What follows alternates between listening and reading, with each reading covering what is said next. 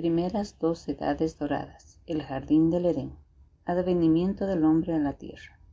Después que Amarilis, la diosa de la primavera, completó su tarea, la llama Septu de los Elohim le señaló al mundo que la tierra estaba lista para ser habitada. Fue el 21 de marzo, al principio del solsticio de primavera, cuando Helios y Vesta escogieron bajar a la encarnación de la primera subraza, de la primera raza raíz. El año no fue estipulado en términos igualmente claros. Sin embargo, de la información suministrada por los maestros, es posible que este evento ocurrió hace aproximadamente 4,5 millones de años. Además de los miembros de la primera raza raíz, también se encontraban presentes Helios y Vesta, miembros del reino angélico, incluyendo al arcángel Miguel. Los directores de los elementos tierra, agua y aire, a saber, Virgo, Neptuno y Aries, el Mahashohan, el Manú de la primera raza raíz y los espíritus guardianes. Entre estos últimos se encontraba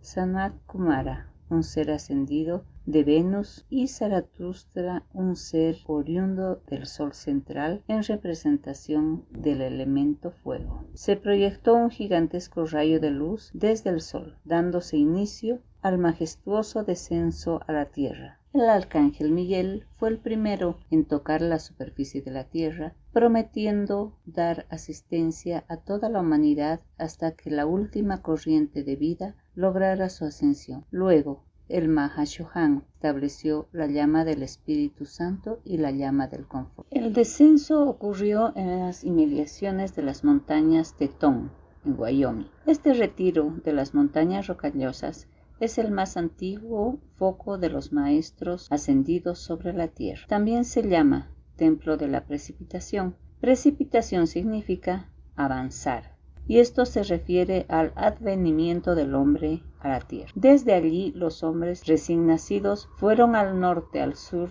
al este y al oeste, llevando la luz de Dios a las 4 esquinas de la tierra. El hombre en el jardín del Edén. Y vio Dios todo lo que había hecho, y he aquí que era bueno en gran manera. Este relato se refiere a las primeras edades doradas y a las primeras 3 razas raíces, tiempo durante el cual no hubo imperfección alguna. La humanidad vivía en el jardín del Edén. Significado: Edom, obediencia a la sabiduría divina, a la actividad omnisapiente de la conciencia divina. Durante este periodo, ninguna corriente de vida utilizó energía para crear una vibración discordante. La tierra era tan armoniosa como el cielo. Cada individuo era parte de una gran sinfonía y se mantenía en completa obediencia a su ser Cristo y a su presencia yo soy. Los cuerpos internos de cada uno vibraban en perfecta armonía. La atención de la humanidad descansaba sobre las cosas de arriba, no sobre las de la tierra.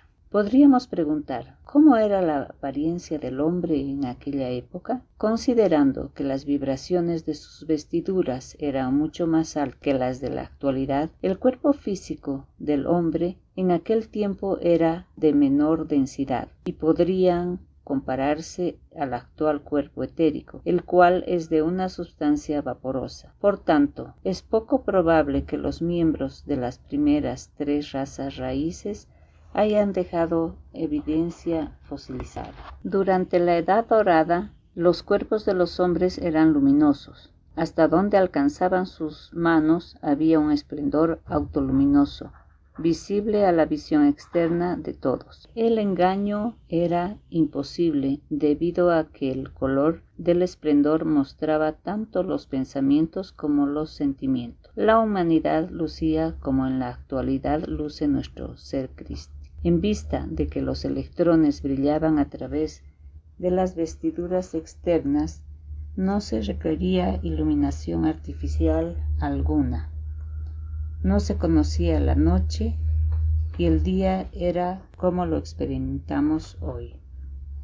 La esfera flamígera de pura luz blanca conformaba una armadura natural de protección, dejando por fuera ratas vibratorias que no pertenecían a la perfección de la presencia. Era esta una época en que todos podían ver su propia presencia yo soy, y caminaban y conversaban con los ángeles y los seres ascendidos. No había velo entre ellos. Mediante el poder del pensamiento y sentimiento, los hombres diseñaban y precipitaban lo que necesitaban en el momento. Tratárase de alimentos, vestiduras, refugio o bellos templos. Mediante el poder del sentimiento, el hombre energizaba los pensamientos, forma utilizando la sustancia luz universal. Todo lo que se manifestaba era utilizado para el bienestar de todos. Cada hombre, mujer y niño se ocupaba de los asuntos del Padre. Todos estaban interesados únicamente en expandir las fronteras del reino, fusionando en formas de ideas divinas que diariamente pasaban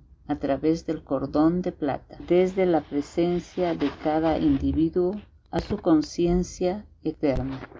Cada corriente de vida era como una fuente, sacando nuevas ideas de la presencia, fundiendo a su alrededor la sustancia elemental, la cual respondía instantáneamente a su llamado, ya que era un co-creador con Dios. Tantas ideas magníficas se vertían en un día, que el ser externo no podía realizarlas todas. El ser externo escogía entonces las ideas que representarían a la mayor bendición para el universo. Todo lo que el hombre hacía en aquellas primeras eras, lo hacía bien y en gran detalle. A menudo se pasaba muchas horas, meses o hasta toda la encarnación esculpiendo una figura, un tejido, una alfombra. Esos fueron días de gran felicidad y belleza, y solo existía la perfección en todas las avenidas de la vida. Se desconocían la maldición de Caín, trabajar con el sudor de la frente, la desintegración y la muerte.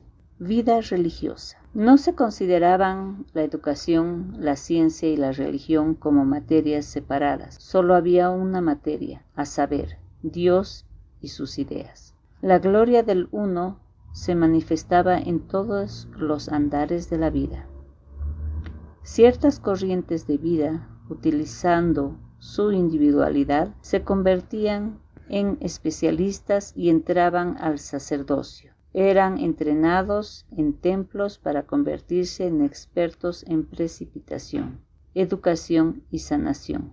Doquiera que los seres humanos se sentían agotados en cuanto a una cualidad u otra, visitaban esos templos y se revitalizaban. El Templo de la Fe Iluminada estaba ubicada cerca de Van Albert, en Canadá. Originalmente había sido esculpido en una montaña. El señor Miguel servía allí, y su sabio consejo era amorosamente obedecido. La gente venía individualmente y en grupos a absorber la conciencia de fe absoluta en la bondad de Dios. La llama de la liberación se mantenía en el Templo de la Liberación y servía para acelerar la exteriorización del plan divino del individuo, acelerando así su desarrollo. La llama de la liberación, de color violeta, es una actividad del séptimo rayo. Durante esta época, los únicos que podían llevar puesta la amatista eran los sacerdotes de la orden del arcángel Zadkiel. Palas Atenea, diosa de la verdad, era la suma sacerdotisa en el templo de la verdad. Los peregrinos lo visitaban para beneficiarse del efecto magnetizador de la llama verde de la verdad. Otros espíritus guardianes, entre los cuales figuran el gran director divino, Lanto, Surya y Kuan Yin, junto con la hueste angélica, caminaban y conversaban a diario con los miembros de las primeras 3 razas raíces. Los 7 arcángeles ocupaban los cargos de los 7 shohanes. Shohan significa Señor del Rayo. Cada shohan era y sigue siendo responsable por un rayo.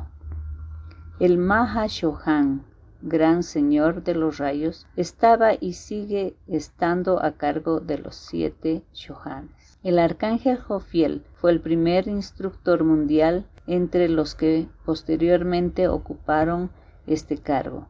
están Gautama Buda, Maitreya y Jesús. Reencarnación individual. Durante las primeras 2 edades doradas, los cuerpos físicos de los nuevos habitantes de la Tierra eran creados por padres mediante rayos de luz, mediante la proyección de 2 rayos, uno del ser masculino y el otro del ser femenino. Se creaba un nuevo cuerpo allí donde los rayos se encontraban. Este cuerpo se conformaba con su plena estatura. Se desconocía la infancia. Luego, la corriente de vida que entraba tomaba posesión de la forma recién creada. Cada lapso de vida individual durante miles de años, ya que la vida de cada electrón, átomo y célula se mantenía en armonía con la presencia. Cuando se aproximaba el final de una encarnación, el individuo informaba a sus parientes amigos de su próxima transición. Entonces se daba la tarea de buscar nuevos padres, y al recibir su consentimiento, dejaba con ellos algunas de sus posesiones terrenas, tales como libros y documentos de investigación. El individuo entraba entonces en la llama violeta transmutadora que estaba anclada y era mantenida por los sacerdotes en un templo. La llama eterializaba al instante la forma física y los elementos regresaban a la sustancia, luz universal. El archivo de memoria de la corriente de vida, también llamado alma, entraba a los ámbitos internos por un tiempo y era traído de vuelta más adelante en un momento escogido por el individuo. De esta manera la persona obtenía la memoria total de sus vidas pasadas. Estaba entonces listo para otra encarnación y por la oportunidad renovada de crecer y realizar su plan divino. Para lograr la ascensión se requería de un mínimo de 7 encarnaciones, una por cada rayo. Este proceso se dio ininterrumpidamente durante las primeras 2 edades doradas, en las cuales florecieron las primeras 3 razas raíces, y todos los miembros de estas razas raíces lograron su ascensión. Clima y alrededores. Durante las primeras edades doradas, la humanidad disfrutaba de un clima semitropical uniforme. No había tormentas ni condiciones climáticas adversas que combatir. Igualmente, había armonía perfecta y ritmo en el cambio de las estaciones. Las 4 estaciones servían el propósito de dar variaciones tanto de color, diseños como en los tipos de cosecha. Una vegetación exuberante cubría el suelo. No había malezas, insectos, plagas ni enfermedades. Tampoco habían volcanes. Toda la actividad volcánica se debe a la antipatía que hay entre los elementales y la humanidad, a la cual habían venido a servir con tanto amor. Los animales, tal cual los conocemos hoy, no existían entonces. Estos comenzaron a aparecer después de que la humanidad generó la discordia que siguió a las primeras 2 edades doradas. Sin embargo, las aves están en una categoría distinta, siendo creadas por los seres ascendidos como mensajeros para la humanidad. Más adelante algunas asumieron cualidades humanas, lo cual explica sus actividades destructivas. En las primeras 2 edades doradas, las superficies de tierra estaban conectadas alrededor de la Tierra. También habían océanos. No habían casquetes polares, los cuales fueron creados por la amargura y frialdad de la humanidad, y desaparecerán cuando la humanidad irradie más amor. El nombre de uno de los continentes existentes entonces era Lemuria, también llamado Mu.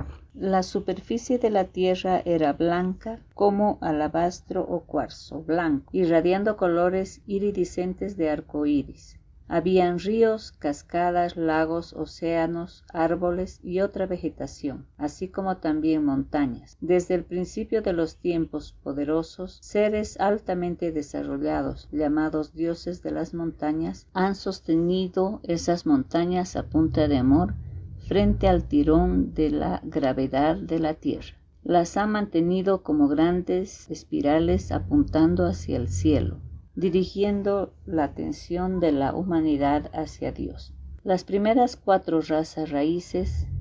La primera subraza raíz de la primera raza raíz llegó a Norteamérica y encarnó inicialmente en los alrededores de los Tetons. No hay información disponible en cuanto a dónde estaba localizada la segunda raza raíz.